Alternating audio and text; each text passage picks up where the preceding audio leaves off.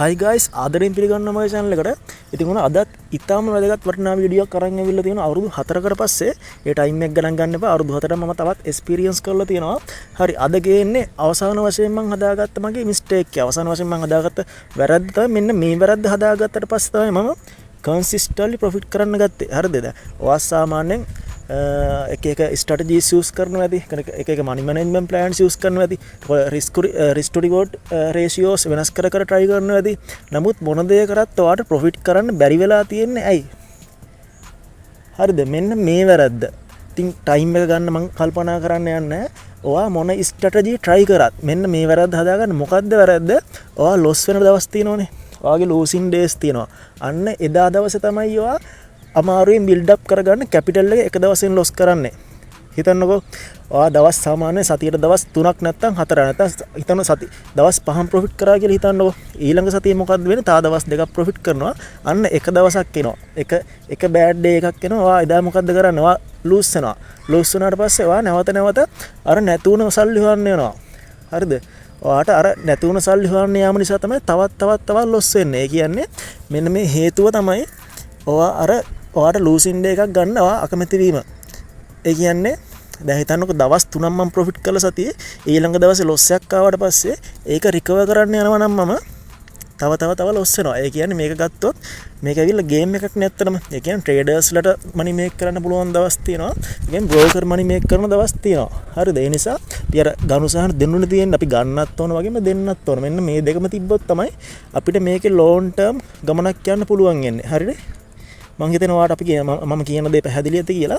ඒ කියන්නේ මෙන්න මෙතෙන්දී අපි කරන්න ඕන ඔයා යම්කිසි සීමාවක් තියාගන්න ඔයාගේ ලූසින් ඩේස් වලට.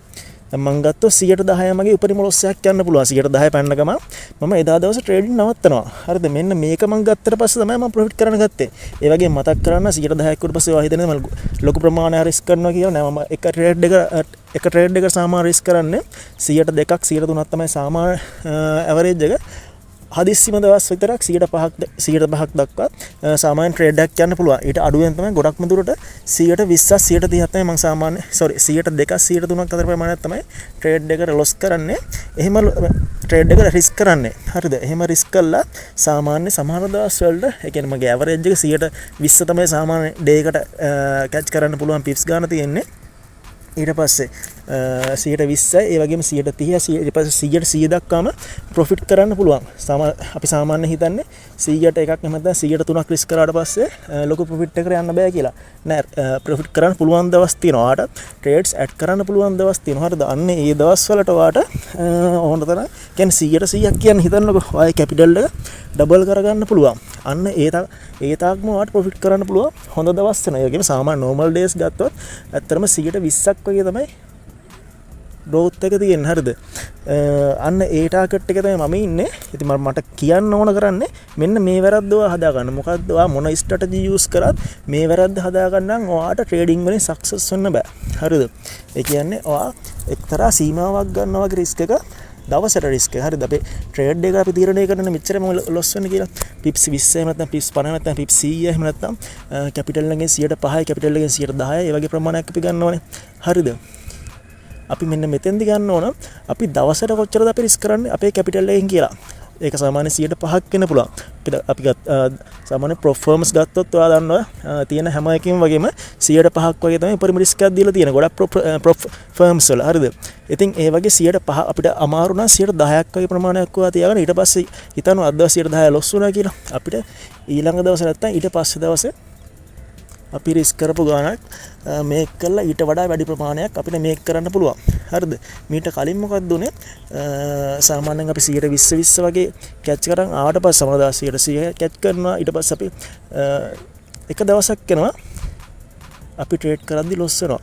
අන්න එදා දවසේ අපි යනවා අරක රිකවර් කරන්න. ඊට පස්සේ ලොස් වෙයි ගිහිල්ලා කැපිටල් එකෙන් 180 දක්වාම මගේ ලොස් වෙලා තියෙනවා මේ මෑතකදී. හරිද? ඊට පස්සේ තමයි මම තීරණය කරේ මම මෙන්න මේ වැරද්ද හදා ගන්න. අන්න එදායින් පස්සේ කැපිටල් එක මම එකම එක account එකක් බ්ලෝ කරේ නෑ. බ්ලෝ අප් කරේ නෑ.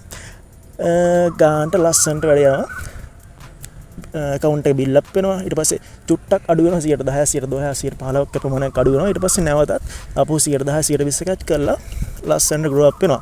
ඉතින් මට share කරගන්න ඕනුනේ මෙන්න මේ වැරද්ද හදාගන්න. මොකද මේ වැරද්ද හදාගන්න ඔයාට ට්‍රේඩින් වල මොන ස්ට්‍රැටජි try කරත් හරිද සක්සස් වෙනවා. ඔයා මේක හදාගෙන බලන්න. ඔයාට සමහරට ඔයා කලින් ට්‍රේඩ් කරපු ස්ට්‍රැටජිස් වලින් පවා මේක යූස් කරන්න ගත්තට පස්සේ ප්‍රොෆිට් කරන්න පුළුවන්. හරිද? අපි සාමාන්‍ය හිතන්නේ මේක ස්ට්‍රැටජි වැරද්දක් කියලා. ඒ කියන්නේ ඔයා සාමාන්‍ය දවස් 3-4ක් ප්‍රොෆිට් කරනවා. එක දවසක් ලොස් වෙද්දි කැපිටල් එකම ඉවරයි. අන්න එදාට අපි හිතන්නේ මේක ස්ට්‍රැටජි වැරද්දක් කියලා. නෑ, ස්ට්‍රැටජි නෙමෙයි වැරද්ද තියෙන්නේ. අපේ වැරද්ද තියෙන්නේ. අපේ මයින්ඩ්සෙට් එකේ වැරද්ද තියෙන්නේ. හරිද? අපිට කන්ට්‍රෝල් එකක් නෑ. අපේ සල්ලි නැති වෙද්දි අපිට තව තණ්හාව වැඩි වෙලා අපේ නැති වෙච්ච සල්ලි අපි හොයන්න යනවා. ඒ නිසා තියෙන සල්ලි නැති වෙලා අවසානට account එක බ්ලෝ වෙලා තමයි නවතින්නේ. හරිද? අන්න ඒ නිසා ප්‍රොෆිට් කරන්න උවමනාවක් තියෙන කෙනෙක් නම් ඉස්සෙල්ලා මේ වැරද්ද හදාගන්න. මං ඉස්සරහට අනිවාර්ය වීඩියෝස් ගැන වැදගත් වීඩියෝස් ගැන කොහොමද ප්‍රොෆිට් කරන්නේ, ප්‍රොෆිටබල් ට්‍රේඩර් කෙනෙක් වෙන්නේ කොහොමද කියලා එහෙනම් මේ වීඩියෝ එක සමුගන්නවා. අනිවාර්ය වීඩියෝ එකට කැමති නම් ලයික් කරන්න. ඉස්සරහට මේ වගේ වීඩියෝස් වැදගත් වීඩියෝස් ඕන නම් අනිවාර්යෙන් ලයික් එකක් දාන්න, කමෙන්ට් එකක් දානවා මේක බැලුවා. ඉස්සරහට වැදගත් වීඩියෝස් ඕන නම් 10 years experience trader කෙනෙක්ගේ 2015 ඉඳන් ට්‍රේඩ් කරන අනිවාර්යෙන් කමෙන්ට් එකක් දාන්න, ලයික් එකක් දාන්න. එහෙනම් ඔයාලට ජය වේවා.